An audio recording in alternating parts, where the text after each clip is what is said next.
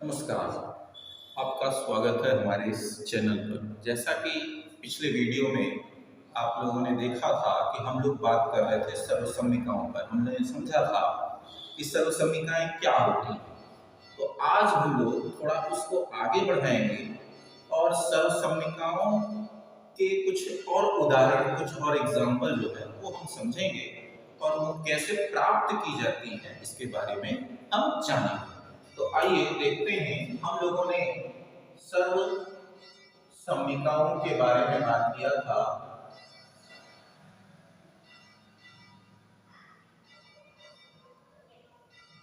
या आइडेंटिटीज के बारे में बात हुई थी। तो उसमें हम लोगों ने एक सर्वसम्मिका समझा था जो a प्लस बी का होल स्क्वायर थी, जो कि किसके इक्वल होती है, a square plus 2ab plus b square के इक्वल होती है। और ये कैसे प्राप्त होती है इसके बारे में भी हम लोगों ने जाना था। आइए हम लोग अब कुछ और सर्वसम्मिकाओं को समझते हैं कि वो कैसे प्राप्त की जाती हैं, क्या तरीका होता है उनका प्राप्त होने का। तो आइए हम लोग एक दूसरी सर्वसम्मिका जो है a माइनस बी का होल स्क्वायर, जो किसके इक्वल होती है, a square minus 2ab plus b square के इक्वल होती है। अब ये सर्वसम्मिका जो हमें प्राप्त हुई है, ये कैसे ये इसके इक्वल है, ये हम लोग थोड़ा सा समझते हैं। जैसा कि हमने पिछले वीडियो में भी बात किया था कि अगर होल स्क्वायर लगा होता है, जिसका तात्पर्य होता है कि उसी संख्या का, जिस संख्या का होल स्क्वायर है उसी संख्या का उसी संख्या के साथ गुणा होता है। तो यहाँ पर भी हम लोग बात करेंगे a माइनस बी का होल स्क्वायर है, तो इसका मतलब क्या करेंगे, a माइनस बी का a माइनस बी के साथ गुणा करेंगे। तो गुणा करने का तरीका भी हम लोगों ने चर्चा किया था कि अंकगणित में जो प्रक्रिया होती है वो दाहिने तरफ से होती है, जबकि जो बीजगणित में प्रक्रिया होती है गुणा की, वो बाएं तरफ से की जाएगी। तो आइए बाएं तरफ से हम गुणा करते हैं। सबसे पहले a का a के साथ गुणा होगा, तो क्योंकि a एक्चुअल में क्या है, a की पावर 1 है, और इसका हम लोग a की पावर 1 के साथ गुणा करेंगे, यानी a का a के साथ गुणा, तो क्या होती है, भाग जुड़ जाती हैं। a के साथ जुड़ जाए, 1 1 के साथ जुड़ जाएगा, ये एक्चुअल में बन जाएगा a की पावर 2। तो हम यहाँ पर a का a के साथ गुणा करेंगे तो ये a की पावर 2 हो जाएगा, यानी a स्क्वायर हो जाएगा। फिर a का b के साथ गुणा करेंगे तो ये a और b का गुणा, क्योंकि ये दोनों अलग अलग चर राशियां हैं, इस वजह से इनकी घात नहीं होती है, क्योंकि ये दोनों भिन्न भिन्न हैं, इसलिए ये दोनों बस ऐसे अगल बगल लिख दी जाती हैं। तो ये इसका इसके साथ जो गुणा होगा तो a और b का गुणा a भी आएगा, और उसके पहले चिन्हों का भी गुणा होता है। यहाँ प्लस है और यहाँ माइनस है, प्लस और माइनस का गुणा जो होगा वो माइनस होता है, और a का b के साथ गुणा a भी हो जाता है। तो a का हम लोगों ने दोनों संख्याओं में गुणा कर लिया है, दोनों पदों में गुणा कर लिया है। अब हम माइनस b का इन दोनों पदों में गुणा करेंगे, तो माइनस b का गुणा a के साथ करेंगे तो पुनः क्या आएगा, माइनस a भी आएगा, और फिर माइनस का माइनस के साथ गुणा करेंगे तो प्लस होता है, और b का b के साथ गुणा करेंगे तो b स्क्वायर होगा। अब हम क्या करते हैं, इनको योग कर देते हैं, जोड़ देते हैं। a स्क्वायर, ये माइनस और माइनस है दोनों, तो माइनस का ही चिन्ह लगेगा क्योंकि गुणा नहीं हो रहा है, यहाँ पर योग किया जा रहा है, माइनस साइन है तो माइनस ही लगेगा। और ab और ab, कितने ab हो गए, 2ab यानी 2ab हो गया, और ये प्लस b स्क्वायर हो गया। इस तरीके से हमें a माइनस b का होल स्क्वायर क्या प्राप्त हो रहा है, a square minus 2ab plus b square प्राप्त हो रहा है। इसका मतलब a माइनस b का होल स्क्वायर किसके इक्वल होता है, a square minus 2ab plus b square के इक्वल होता है। तो ये हमारी दूसरी सर्वसम्मिका थी।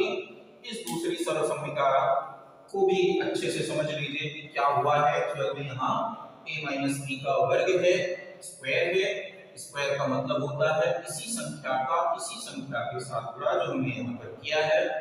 इस गुणा को कैसे करते हैं? a का a के साथ पहले होता है a स्क्वायर बना, a का b के साथ गुणा हुआ ab बना, और चिन्हों का भी गुणा होता है। यहाँ कुछ नहीं है तो प्लस का माना जाएगा, और प्लस और माइनस का गुणा माइनस होता है। फिर माइनस b का a के साथ गुणा किया तो माइनस ab आया, और माइनस माइनस प्लस होता है।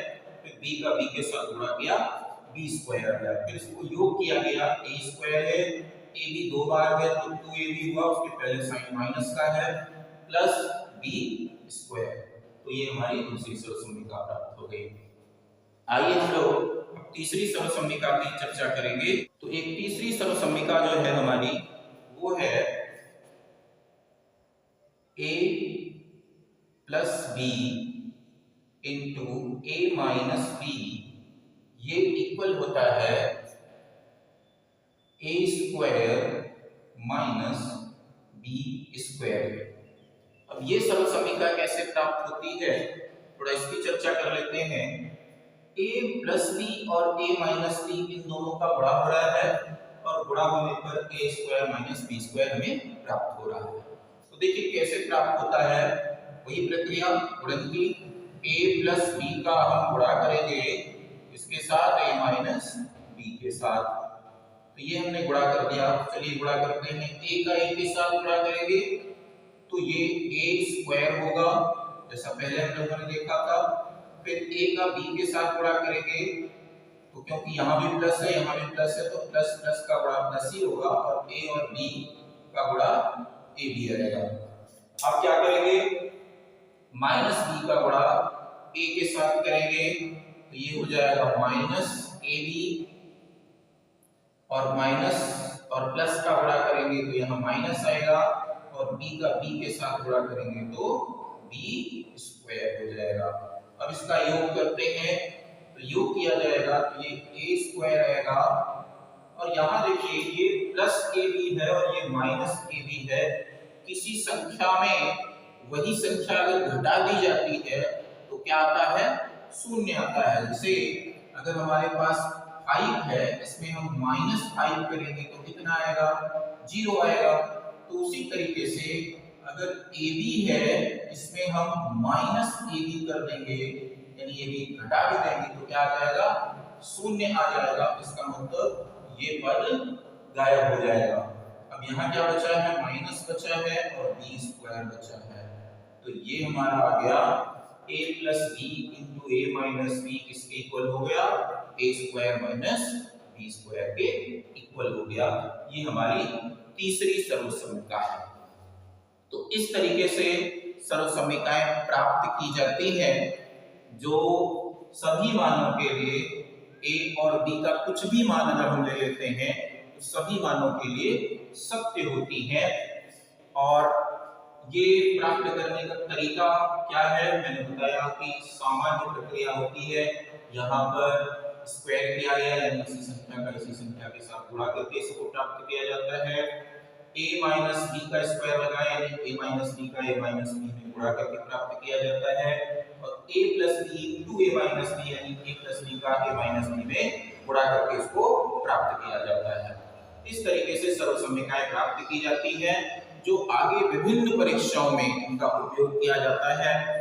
क्लास 6 में, क्लास 7 में, क्लास 11 में, 9th 10th में, और विभिन्न प्रकार के कॉम्पिटिटिव एग्जाम में भी इनसे रिलेटेड विभिन्न प्रकार के प्रश्न बनते हैं, और उन्हें आसानी से हल कर सकते हैं अगर आपको ये सर्वसम्मिकाएं पता है। अगर नहीं याद है तो आप इस मेथड से इन सर्वसम्मिकाओं को प्राप्त भी कर सकते हैं।